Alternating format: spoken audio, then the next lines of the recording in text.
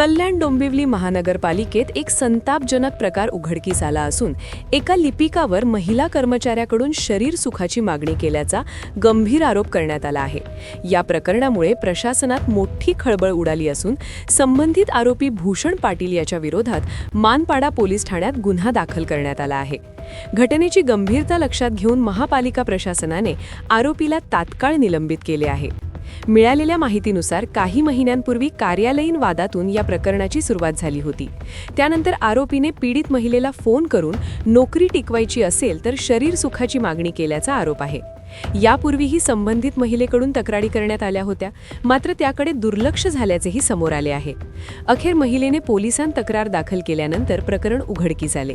या घटनेनंतर पोलिसांनी तात्काळ कारवाई करत विनयभंगाचा गुन्हा दाखल केला असून पुढील तपास सुरू आहे।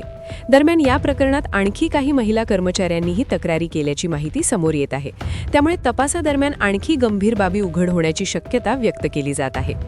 ही घटना सरकारी कार्यालयांमधील महिला सुरक्षेचा प्रश्न पुन्हा ऐरणीवर आणणारी ठरत आहे। कामाच्या ठिकाणी सुरक्षित आणि सन्मानजनक वातावरण मिळणे हा महिलांचा अधिकार असून अशा घटनांवर कठोर कारवाई होण्याची गरज व्यक्त केली जात आहे।